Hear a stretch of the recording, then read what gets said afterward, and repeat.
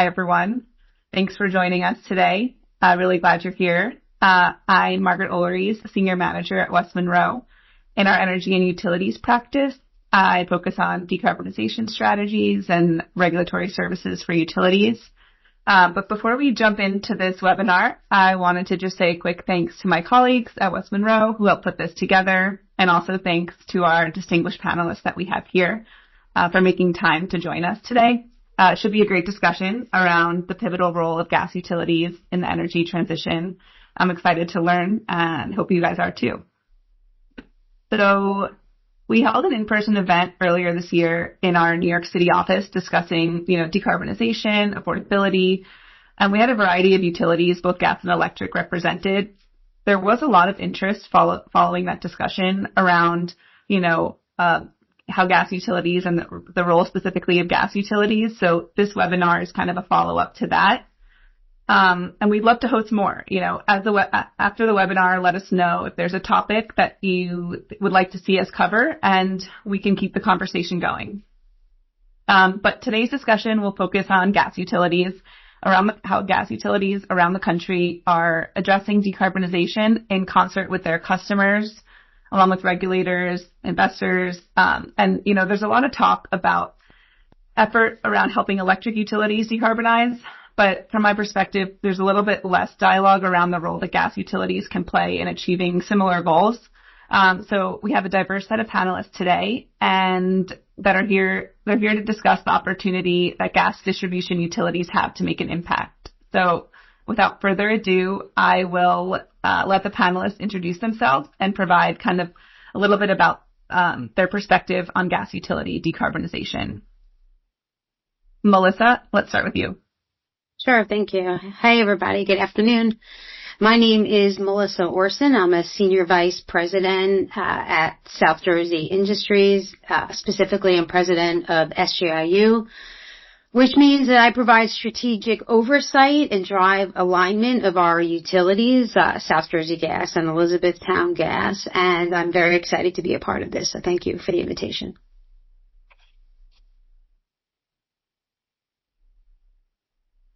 Great. Jim? Sure. Thanks, Margaret. Pleasure to be here with such a distinguished panel. I really appreciate the opportunity. My name is Jim Steffes. I'm Senior Vice President here at Washington Gas Light, responsible for public policy, regulatory rates, and energy supply. I'll give a little bit of introduction for those that don't know Washington Gas Light. We provide service across the DMV, the District of Columbia, Maryland, and Virginia for about 1.2 million customers. We have a long history in the nation's capital. In fact, our first customer was the U.S. Capitol. We manufacture gas on site to light the building and provide transparency. And ever since, we've grown and evolved with our customers. Look forward to this conversation. When we think about it, and hopefully we'll get into this, when we think about how the pivotal role of gas utilities in the energy evolution, we think about it really in four areas, helping customers with energy efficiency and thinking about end use, working to modernize our own infrastructure, our pipes, and improving our operations. Third, bringing new fuels to market like RNG, certified natural gas in the near term. And then fourth, thinking about what other customer segments, what other market segments like transportation and fleet fueling that a gas utility could get into. Much of this was outlined earlier. The thing I'll just highlight up front is really we think about it with 5 principles in mind when we move forward with thinking about where our role is and how we can help our communities decarbonize. First, it's respecting customer choice. It's got to be a fundamental principle. We need to make sure that choice is a part of driving positive climate change actions. Second is remaining aligned to those core utility principles of safety, reliability, affordability. We can't do anything else if we lose sight of those principles.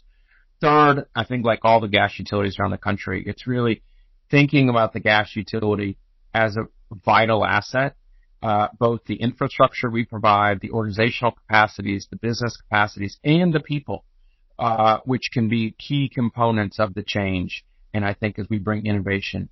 Fourth, the principle that we really want to talk about is sort of energy system holistically. It's not the future of gas, it's the future of energy. And we have to think about that or we're going to miss opportunities to most effectively decarbonize. And finally, partnering with the community. being a partner in having robust conversations. We know that no matter what we do, and I'll stop, affordability is key. We have to make sure we can afford this evolution while we get today and tomorrow. I'll stop, and I'm looking forward to the conversation. Thanks a lot. Great. Fred, do you want to go next? Yes, thank you. Thank you, Margaret, for putting this panel together and the West Monroe team. Excited to be having this conversation with this group that represents about 11 million customers across the nation, from the coast to the Midwest and the Mid-Atlantic. For those who don't know, I represent NiSource, which is one of the largest fully regulated utilities in the country, operating in Indiana, Ohio, Kentucky, Pennsylvania, and Maryland. In my role, I'm the Senior Director of Environmental Policy and Sustainability, responsible for integrating emerging environmental policy into our operational and execution plans, as well as maintaining our leading ESG performance across our ratings and rankers and developing strategies.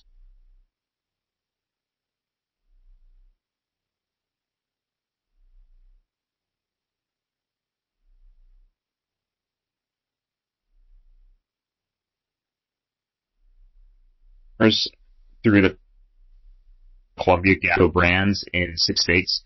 In Indiana, we serve both electric and gas customers, so we're what people call a combo utility. And in 2022, we announced our commitment to achieving net zero Scope 1 emissions and Scope 2 emissions by 2040. And this will be achieved through one of the fastest generation transitions in the industry. So in 2018, from our electric side, we announced that we'll retire all of our coal generation by 2028, and we remain on track to achieve that goal.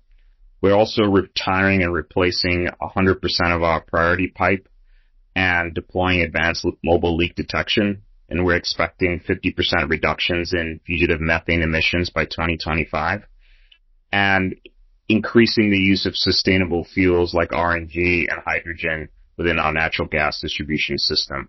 We have a number of RNG producers on our system and continue to explore ways to build fully regulated RNG businesses as part of leveraging the Virginia Energy Innovation Act. And we also continue to explore hydrogen.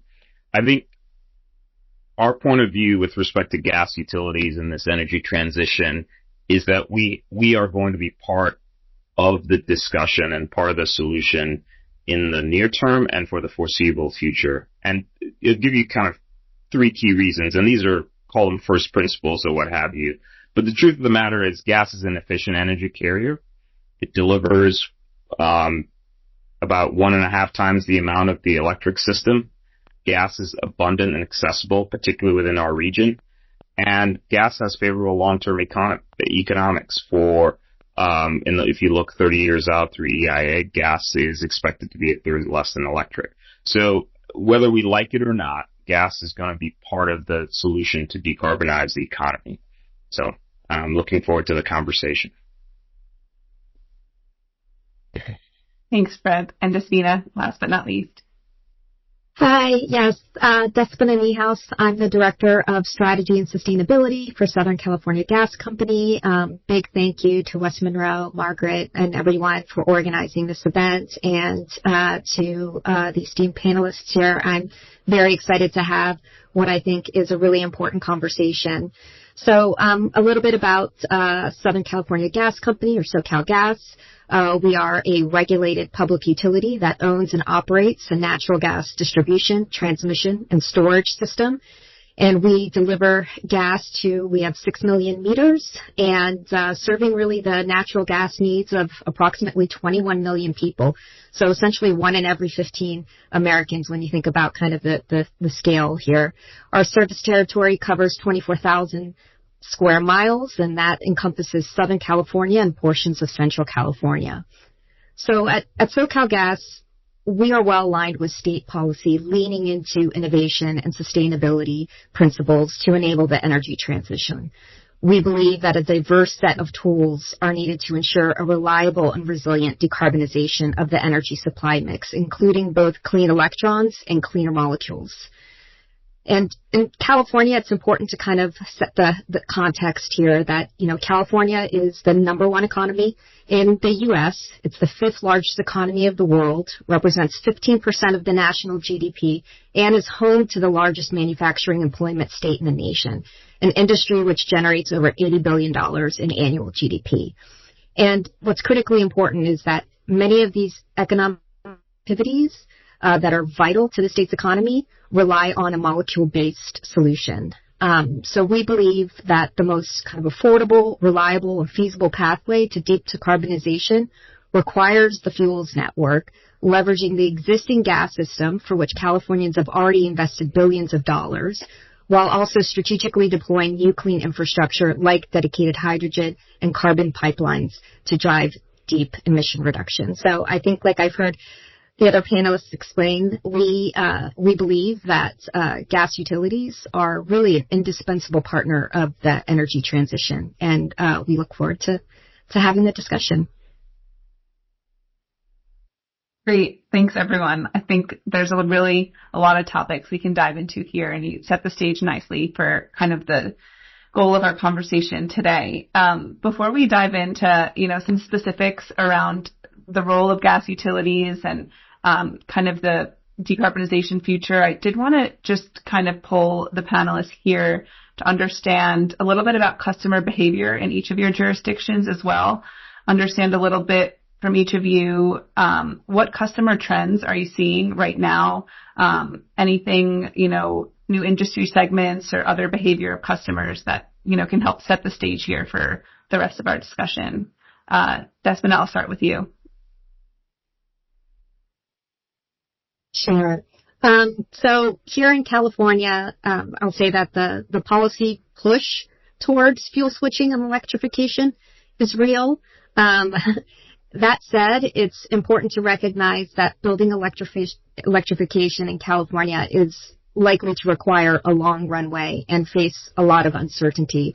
So today in California, about 91% of homes are connected to the gas system, compared to, I think, roughly 65% homes nationally. And looking at, for example, water and space heaters, only about 5% of residential water heaters and 20% of residential space heaters are electric today. So the lift is substantial. The other, I would say, kind of headwind that we're seeing for building electrification here is that California has some of the highest electric rates in the nation. And studies that we've looked at around customer conversion costs can be quite significant. So anywhere between, $20,000 to $50,000 per customer. And so I think this is really important when we think about, I think Jim had mentioned, customer choice. So anytime you have these kind of demand side, assumptions that are highly dependent upon kind of consumer behavior and psychology, there's a lot of kind of inherent certainty around the execution of that and kind of the timing, pace, and penetration. So that said, although we are certainly sensitive to the potential impacts of fuel switching, I think it's really important to balance the policy objectives with what we're actually seeing when we are planning our system. And to date, we are not seeing any material attrition in customer count. Throughput declines forecasted thus far are largely driven by energy efficiency. That said, monitoring for signposts of change as well as scenario-based system planning is really going to be critically important to make sure that we're making the right investments, maintaining reliability and safety while also managing this risk of uncertainty. Another, I think, important customer trend that we're seeing is on our non-core service with electric generators.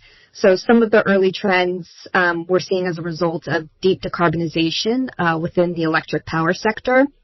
So California has really ambitious clean energy goals, and it's driving a significant amount of intermittent renewables onto the system. And this is requiring natural gas generators to really operate much more flexibly than they have in the past. So this electric system volatility requires really kind of a robust and also kind of flexible gas infrastructure that's able to kind of support the injection, withdrawal, and ramping capabilities that allow these natural gas generators to provide the critical kind of load following attributes and services to the electric grid. So in many ways, like our transmission, our storage, our compression, essentially act as one big battery supporting electric reliability. And these issues are really kind of becoming more acute as we have extreme weather events in California. So we just came off of another heat wave that lasted about 9 days. And, early kind of assessment of the data is that, throughout the heat wave, natural gas contributed an average of 49%. Importantly, I think natural gas generators enabled maximum renewable contribution while securing reliability by flexing as low as 11% and ramping up as high as almost 60% in 5-minute intervals. So these are kind of, leading indicators of what we anticipate seeing going forward as the electric grid continues to decarbonize, and as, for example, electric load increases from EVs. And so there's certainly a continued role for the fuels network to support, and with decarbonization, of course, providing cleaner fuels and dedicated hydrogen solutions. And I'll get into much more of that a little bit later, but I'll stop there. Great, thanks. And maybe good to hear from you, Jim, from your perspective with, different jurisdictions that Washington Gas has, and if there's any differences across your jurisdictions too. Yeah, that was fascinating to hear about SoCalGas and what's going on in California. We're seeing similar trends, and I'll make a few observations to build on what was just said. Clearly, load growth or sort of meter growth continues at sort of historically average count. We're seeing it both on sort of infill homes, as people in the DMV, if you've driven through, you can kind of imagine, as people build out or build new, we're seeing replacement. We're also seeing opportunities throughout our territory, mainly in the far western suburban Virginia or in the Maryland suburban areas, where they're looking to build new neighborhoods. And customers, as far as we can tell with our developer allies and developer friends, are saying, yes, we'd like to have gas as a component of the energy future for these neighborhoods. We're also seeing what I would say a lot of market-driven efficiency. So the same meter going in may not have the same total natural gas usage, but again, customers aren't really looking for molecules. They're looking for heat, for hot water, for cooking. They're looking for a fireplace. They're looking for services. So when they do that more efficiently, I think we align with our regulatory and rates are supportive of that. And we're seeing, again, regulated efficiency offers as well. So meter count remains robust in our service territory. For us, some of the other things we're seeing now is an interesting conversation around a new, of course, electric vehicle and the electrification of some, I would say, light duty is going on. We're having some interesting conversations in the medium and heavy duty marketplace, specifically on fleets and what they're thinking about. Is battery electric workable there, or is there some other gaseous fuels, be that RNG or be that potentially sort of site-specific hydrogen. And then the other thing we're seeing, for those that don't know, of course, our service territory, we go into Northern Virginia and Maryland, and, sort of data center capital. Of course, we've all been hearing lately on sort of the load growth potential of AI. We are having conversations with customers in that space. We're seeing interesting dialogue around how are they going to meet near-term and longer-term energy needs. And it's sort of played out. And again, Washington Gas Light is in the PJM footprint. And we've seen, and this is, again, a sort of a relevant thought for, I think, the industry, how we're evolving and how we're decarbonizing. Most recently, with all of the changes going on at the PJM wholesale markets, we've seen in the power sector some very significant price increases on the capacity side.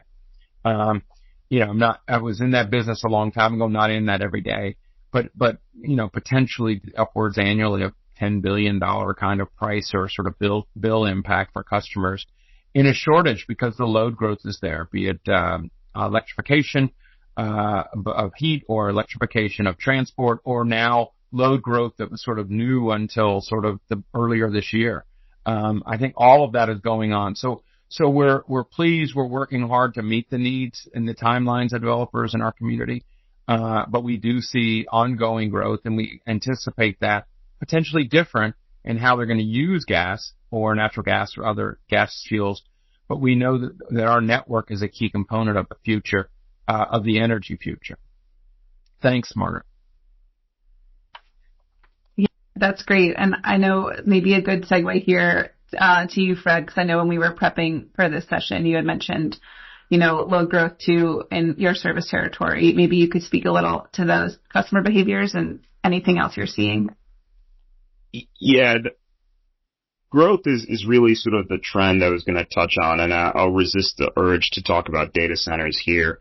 But for us, we're seeing growth across all industrial sectors in a lot of our service territory. So we see it from automotive, semiconductor manufacturing to concrete, driven by some of the infrastructure investments. So in Indiana, we're seeing that growth locally, and these are on the electric side, you're looking at 8 to 10 megawatt facilities and similar gas needs in Indiana. In Ohio, a similar story across a range of industries: steel manufacturing, chip manufacturing. We have a big Intel plant in our service territory outside of Columbus.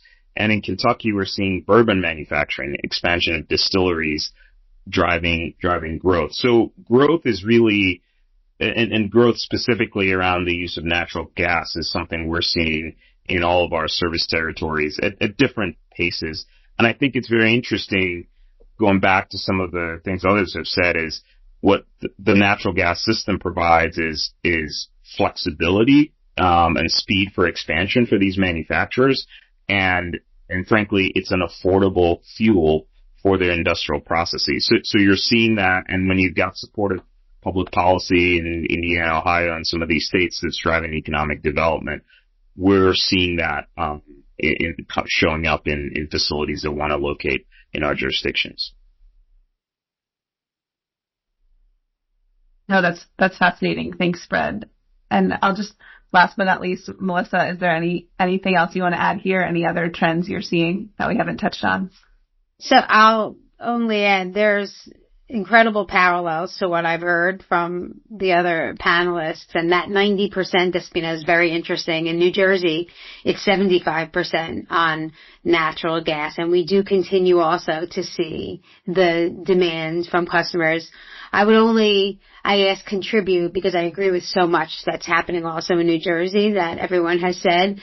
Our customers want to see sustainable renewable concepts that fall into that natural gas territory. So we're looking in the renewable arena to continue that we have the infrastructure. So from a cost perspective, and I know we're going to get into all that as well, but we are continuing to see a demand, and I wholeheartedly agree with how Jim led this conversation with that customer choice. Oh, you just teed me up really nice for our next question here, Melissa. So thank you. But I just wanted to say, it sounds like from all four of the trends that we're seeing across the country here, gas is still very necessary, and how important, gas distribution is in the energy future, whether extreme weather events, industrial applications, data centers. But, curious now to add the second lens here and how you're continuing to serve customers while trying to also, growing your customer base too and achieving decarbonization goals. So maybe, Melissa, I'll pass it to you first, but, what are the things that you're doing to respond to these customer requests and interests in that decarbonization side of things? Sure. So we take that very seriously. So our environmental goals, as well as providing that safe, reliable product to our customers. So At SJI, we made a commitment to achieve 100% carbon neutral operations by 2040. The process that we went about doing this is an all of the above approach. We're aiming to achieve 70% carbon reduction of operational emissions and consumptions by 2030. And then carbon neutral fully by 2040. At least 25% of our annual expenditures will be on sustainability projects, and we're on track to meet those goals. We have a variety of projects, but one that I'll talk about so I don't take up too much time. RNG is, from our perspective, a way to meet a lot of the goals. On our non-utility side, we have the largest food waste to RNG project in the United States. It's based in Linden, New Jersey, and it's going to convert organic waste into pipeline quality RNG. It can be used for a variety of applications to displace traditional natural gas, and we're really excited about it. This will directly connect to our utility customers. This will be through our Elizabethtown Gas utility. And it'll blend the RNG from the project into our existing natural gas distribution system. So right now we're in the process of developing that project. So that's really exciting for us that we're doing. So I think that there's a lot, other that I'm sure the other panelists have, but from our perspective on that carbon neutral, there's a variety of ways to do it. We have the infrastructure so it can be done at a more reasonable cost for the ratepayer. That's great, Melissa. Thank you for sharing that. And maybe kind of jumping across the other side of the country here, understanding a little bit on the West Coast, what are you guys looking at, this being at SoCalGas? And is there any new projects or studies that you've been looking at too to help your organization achieve some of its decarbonization goals? Yeah, so we've really been leaning into clean fuels like renewable natural gas. Certainly has the benefit of being a drop-in fuel and can increase the utilization of our existing infrastructure. We are currently delivering 5% RNG into our system. California has a renewable natural gas standard where they're looking for gas utilities to deliver 12% RNG by 2030. And then our company has a goal to exceed that target to deliver 20% RNG in that same year. We are also currently delivering 100% RNG through our refueling stations, which fuel the CNG fleet vehicles and are open for public use. We are also very much exploring hydrogen blending. We submitted an application to the California Public Utilities Commission earlier this year to establish a demonstration project to test blending between 1 to 5% of hydrogen with natural gas in an open system and between 5 to 20% hydrogen with natural gas in a closed system. So we're hopeful that important learnings from this and other demonstration projects will provide the necessary data and operational experience to advance a hydrogen blending project. Additionally, we're also very much exploring kind of new dedicated clean energy infrastructure. So, for example, carbon pipelines. Essentially, California, through their scoping plan, which is the state's decarbonization strategy kind of playbook, if you will, envisions a diverse set of tools to reach deep decarbonization, carbon neutrality specifically, and is rather bullish on carbon management. So there's a target of 100 million metric tons of carbon management by 2045. So we are certainly exploring the ability to be able to advance that carbon network. We have had a DOE funding award for a direct air capture project we are exploring in Kern County. We are also very much focused on hydrogen. So California recently became the first state to launch a hydrogen hub when Arches and DOE officially announced the signing of the landmark $12.6 billion agreement. And this includes up to $1.2 billion from DOE funding and $11.4 billion in public and private matching funds to build and expand kind of clean energy infrastructure across California. And SoCalGas is is a proud partner of Arches. We also see ourselves as a first mover in the dedicated hydrogen infrastructure space through the deployment of our Angeles Link project, which is now kind of in its early stages. We are doing feasibility studies, and it would be a dedicated clean renewable hydrogen pipeline, open access kind of common carrier, which we feel like is provided a big benefit to the hydrogen market and to really help those hard to electrify applications in the state, the ones that I mentioned that are so critical to our economy, to be able to provide a decarbonization solution. So those are just a few handful of items we're working on. No, that's great. And I feel like you guys have hit on all of like the things that, are available for gas utilities to kind of start to decarbonize. But Jim, is there anything else that you're seeing or anything to add on here? And how does that kind of compare to what you guys are looking at Washington Gas? No, I think mainly what I would say is I think we're all aligned with looking at the same series of options and opportunities. I think, I would just again reiterate, I think that the big opportunity, at least in our market, is sort of thinking about energy efficiency. And I just reiterate for us, we have programs in Virginia, and we have a program in Virginia and we have a program in Maryland. We're working to try to get a program in the District of Columbia. And I think this is one of those times when we have to think about today and tomorrow in being feasible and pragmatic.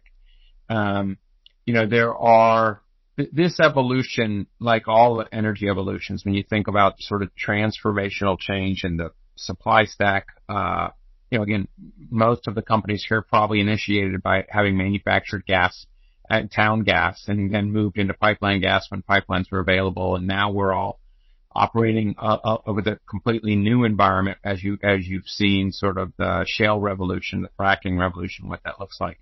So this industry's, I think, spent a lot of time evolving and will continue to evolve. And I think that's really the thing that we keep pushing on as we make these changes. Let's not leave good ideas off the table because they're not perfect.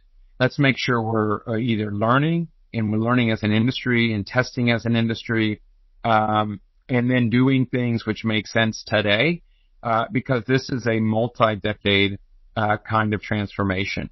And I always come back and for somebody who's got a 15-year-old furnace in the District of Columbia, our question is, how do we help them get from that environment in their home to a new high-efficiency gas furnace? Now, maybe in 25 years, they're at some other form of energy and heat, but missing that cycle and that opportunity to evolve now seems to be a mistake. So I would continue to push that kind of pragmatic, feasible approach, recognizing, as I said earlier, this energy trilemma.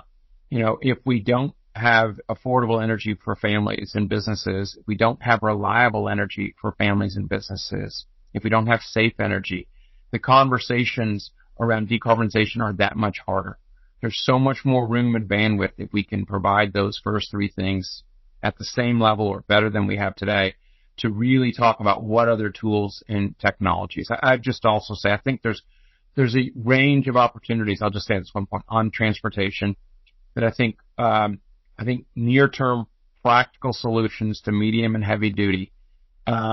I think we're going to see a bigger opportunity, like SoCalGas is talking about, running potentially cleaner gaseous fuels into that market, allowing battery-powered vehicles to operate where they're most fit, and then where we need other forms of energy because there's power takeoff, because there's long idle times, because there's heavy loads and quick refueling.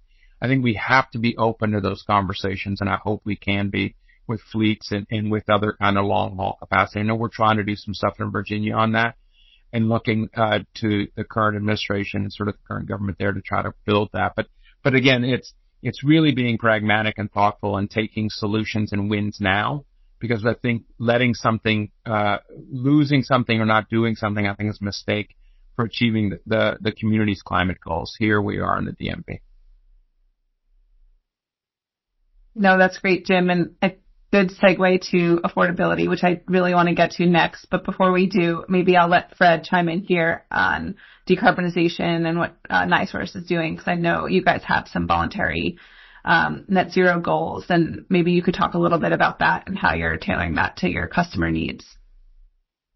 Yeah, I agree with what Jim and others have said. I mean, so just stepping out for a little bit, I think table stakes for us is affordability and reliability as utilities, right? That's the license that we need to do that in order to do anything else. So that's key, and that has to remain top of mind, keeping our system safe and continuing to invest in the system for long-term reliability. Most of our systems are very old, and those investments are necessary to keep the system reliable.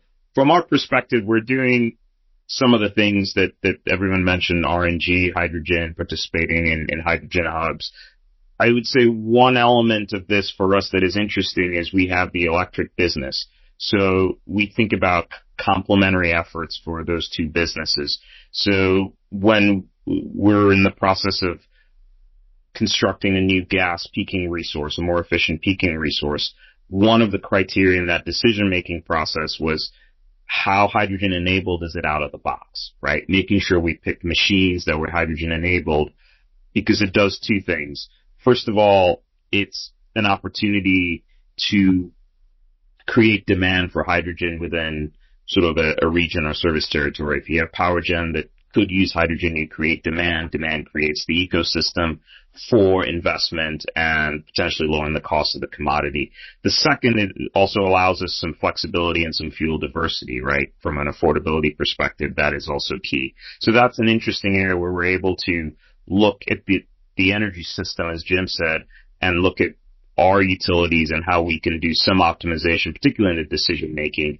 And the last point I'll make here, which is to Jim's point, energy efficiency is probably not super innovative, but I do think that there is a lot of opportunities there for utilities. When you think about some of the federal funding out there, it in some cases it is difficult and maybe clunky, and the mechanisms are not as clear. But to the extent that utilities can lean in to think about some of those opportunities to braid some of the funding programs from the federal government, and also some of their initiatives to really drive efficiency for customers in terms of their appliances, their sort of retrofits, but also it also drives affordability, right? The less of the commodity that they use, the more they're able to afford other things. So I think that's an area that I think that some of the initiatives we're looking at to advance decarbonization goals.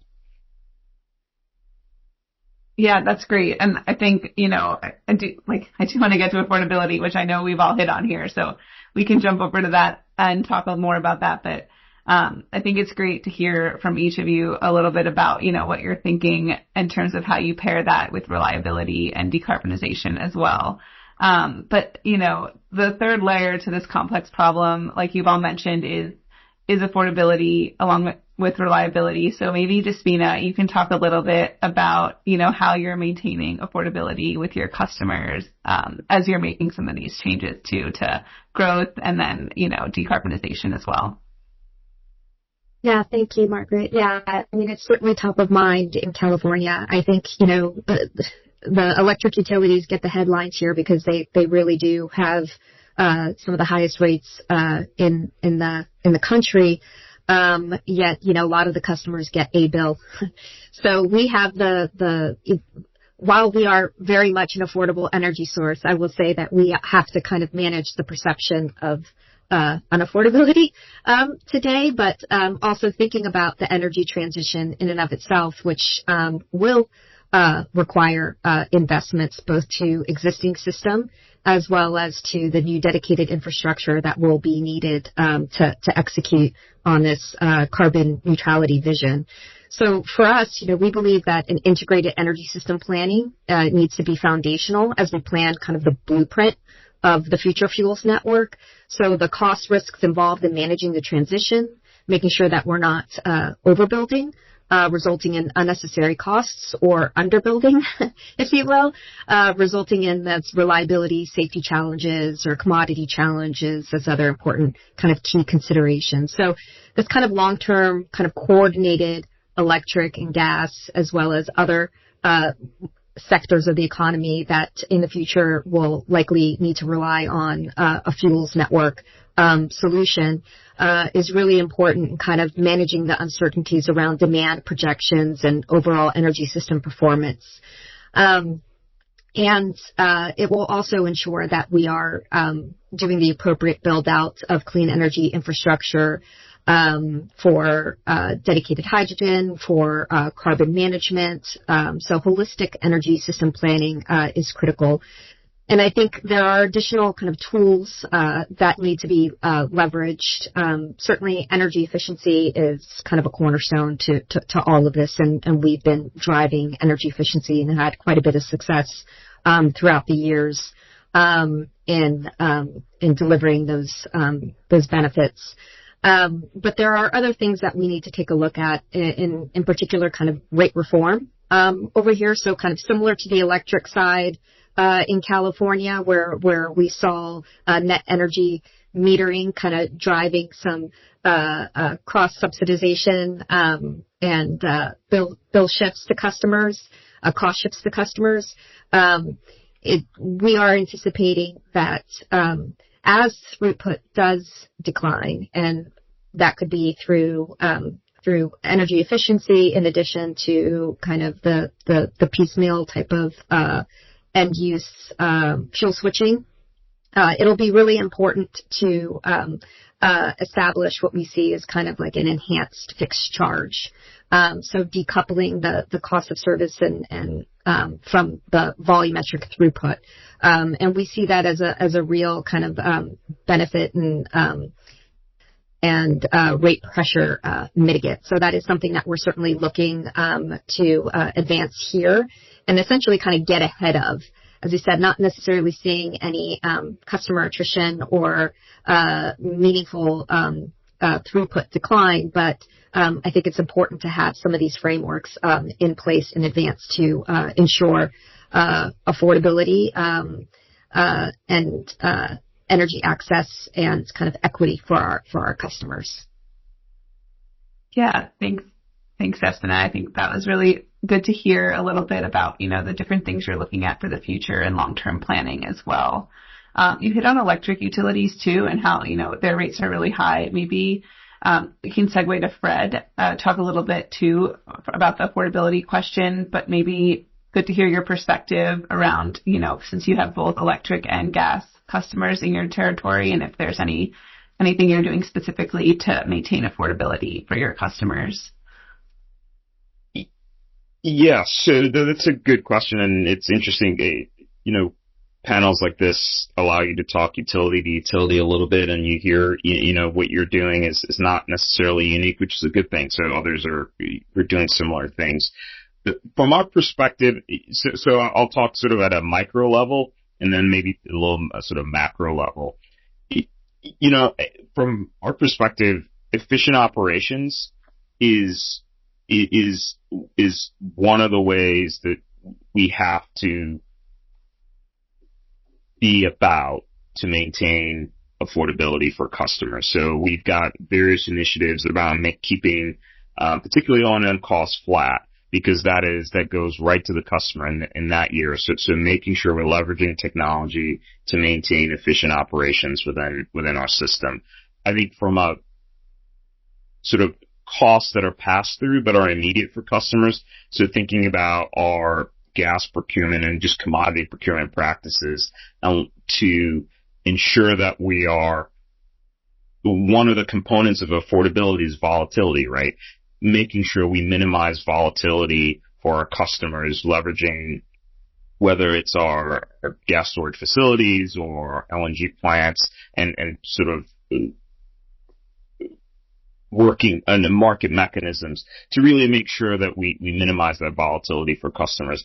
On the electric side, part of our transition was a story about volatility, right? We have essentially taken, by the time all of our renewable projects come online, 70% of the cost for customers is fixed at $0 because of all of that production is coming from renewable resources. So we've sort of collapsed that volatility that they would have from natural gas or coal prices in the power market. So that's one where we're sort of thinking about affordability.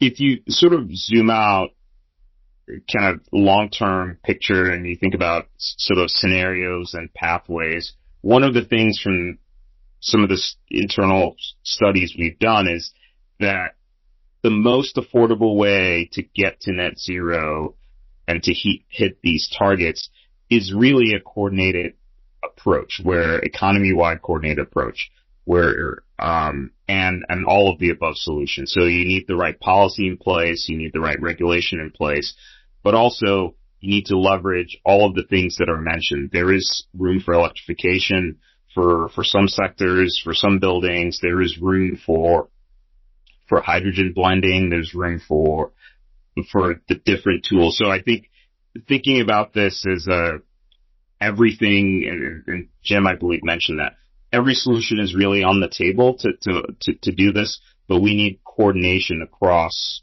policy, regulators, technology, and industry to really, and actually customers from a behavior perspective to really achieve those pathways in an affordable way.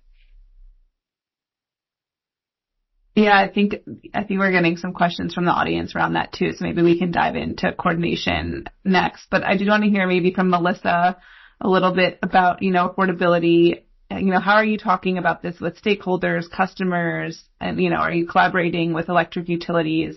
What kind of conversations are you having around affordability? I was about to say that out of all of the issues, this to me is more of a black and white issue, but that certainly minimizes how we go about this. From an SJI perspective, we've invested $17 billion into our infrastructure. So we're an energy infrastructure company, and anything can flow through our pipes. And I think if you start with that premise, we want to continue to use that infrastructure, right, in a sustainable way. So if we maintain the infrastructure and if we continue to invest with upgrades, I think that's how you keep it affordable. And we fully support our electric peers and provide reliability and redundancy. But nationwide, the costs of electrification are in the trillions when we have existing infrastructure. So I think from an affordability perspective, it's continuing to maintain and upgrade your investments that we've already had while looking towards that sustainable future.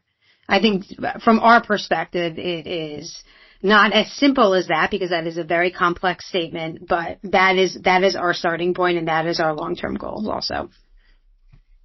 No, thanks for that, Melissa. And Jim, anything to add here, the conversation? Yeah, let me just make a couple points, because I think my colleagues have made a lot of great points here. The first thing, I'll go back. No matter what the price, if it's not reliable and resilient and safe, then price doesn't matter, right? And that's, I think, one thing that we're almost, subject to rounding about 100% reliable for our customers. And that reliability, that confidence to know that when they in fact go and need hot water, that flame is going to come on and give them hot water, or they're going to cook. That is a huge, I'm from Texas originally, so when you have a hurricane come through and your backup generator using firm gas service is going to come on and you have lights and air conditioning, and you can operate your life, is critical, right? It is critical. And that shows, again, the interrelationship. So affordability is recognizing that we're reliable, but we are a capital intensive business. We deploy, across the industry billions of dollars. And that's the other piece. You have to recognize that. So good rate design is critical. And it's critical for us, for instance, we right now in DC, we do not have a weather normalization clause. I will tell you, going back to the point about volatility, weather normalization is because of climate change, we're going to have more severe weather, hotter and colder. And I think we need to make sure that we're giving the tools to our rates so that we can help customers know and predict bills a little bit more clearly. The final thing I'll say, and then just move on, I've been in this energy business since the early 90s, since almost, I think 636 was just being promulgated by FERC for those that remember that order and what happened to sort of get us to where we are, where we have a vibrant wholesale natural gas market across the country. We've gone through significant change. We're now in a world that it used to be that if a hurricane came through the Gulf of Mexico, everyone in the industry shuddered. They didn't know where prices were going. They didn't know what was going to happen. That doesn't. We've had a couple of hurricanes already this year in the Gulf of Mexico, and prices haven't moved because we've revolutionized the production of natural gas in a way which is, in fact, better across the board from a cost and from a impact. That's absolutely a fundamental element of where we are, and I think we as an industry need to continue to advocate that we have to do better at the well pad, better on the pipe, better into the home. We could do better, and we will do better, but we need to constantly recognize that we're built around America is a natural gas superpower, and there are opportunities for us to leverage this asset base, this resource, properly to continue to provide affordable energy. And the final thing I'll just say on this, and the industry does a good job and we can do more. There are customers that are, struggle, and we get, LIHEAP money from the federal government. I think as an industry, we continue to push, we continue to advocate on behalf of our customers. We continue to ask, the federal government to rightfully support people that are in need. And I think we should continue to do that, and we'll do that going forward. And that's another component of how we make sure that we're going to have affordability today and tomorrow. Yeah, just jumping on that LIHEAP point and assistance, because that is a key sort of tool in the tool chest for driving affordability. I think utilities and stakeholders have to also make that money easier and accessible to customers, right?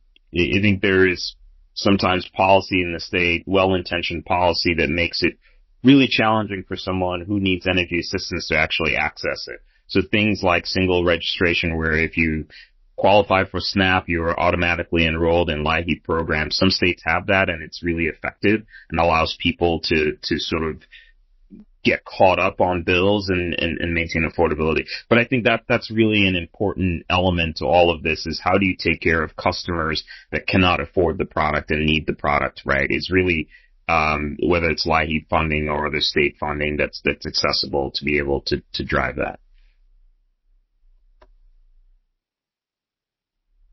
Yeah, thanks for that, Fred. Anything else to chime in here with the panelists around affordability before we wrap up?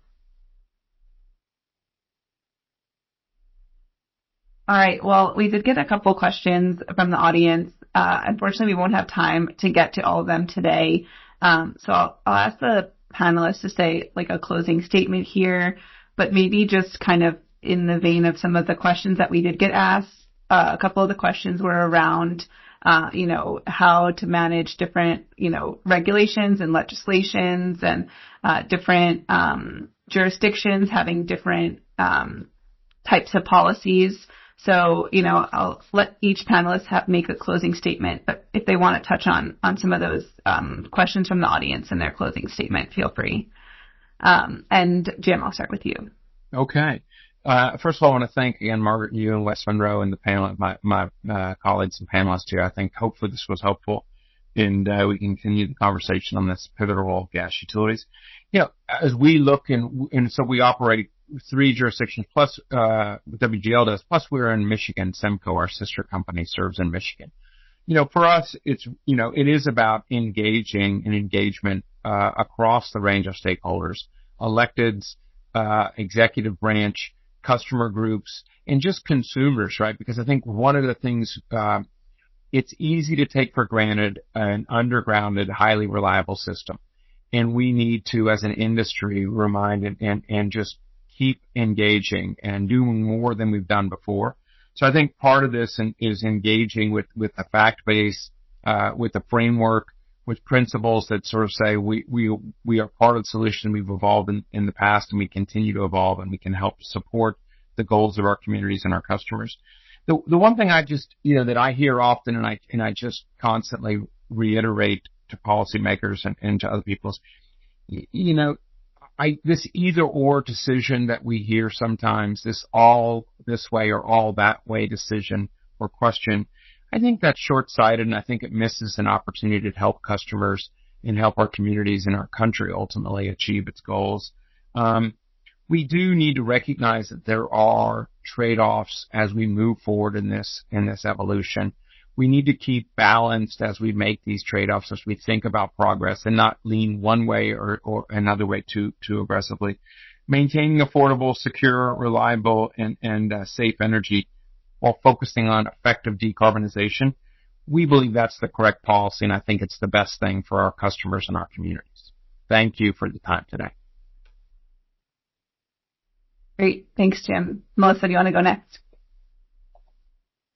Sure. I would add to that, and I echo Jim's statements that it's that education. So I understand the questions. What do you do about the specific policies, regulations that are anti fill in the blank, what we're trying to accomplish?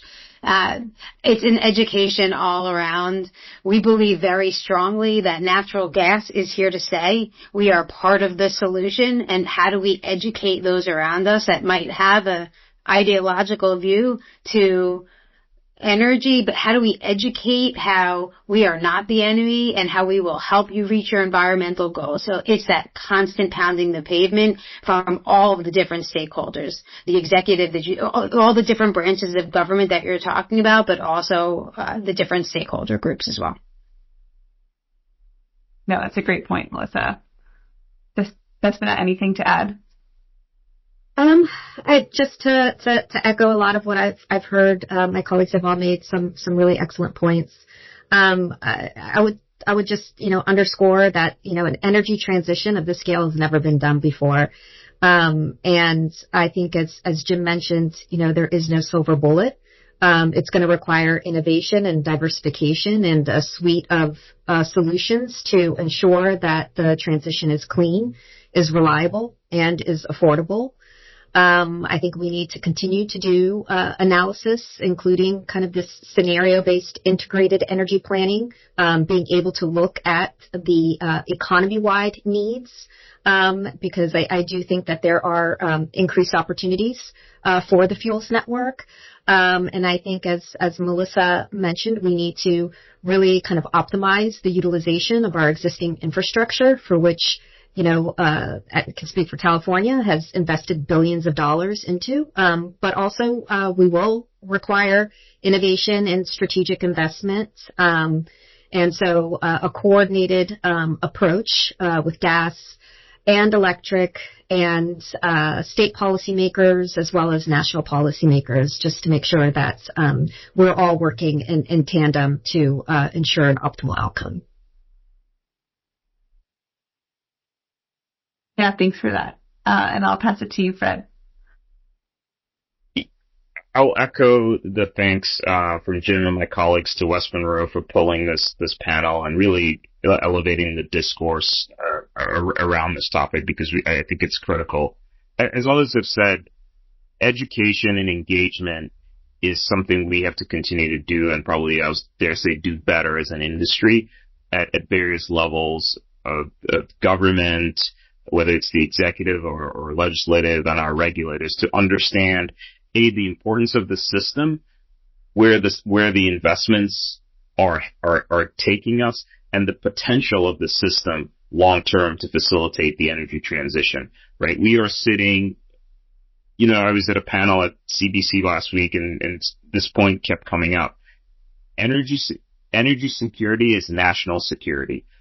We functionally have energy security within the U.S. enabled by natural gas. And we've got the infrastructure that supports that delivery. So how can we continue to leverage that infrastructure, to invest in the infrastructure, to continue to grow our economy, ultimately for the good of our people? I think that's the opportunity set in front of us. And I think I've been in the industry for 17 years, and it is an exciting time, and there are big problems to solve, but it's an exciting time to be in the industry. So once again, thank you so much, West Monroe, and my fellow panelists. Enjoyed the conversation. Great. Thank you. Yeah, thank you, everyone. I think this was a great discussion. I know we've had a lot of great topics and calls to action here, and I think, this panel just gives a lot of faith in that the leaders that are a part of this energy future are, have good ideas and good things to move forward with. So thank you. And this will be recorded, so feel free to download it if you joined late.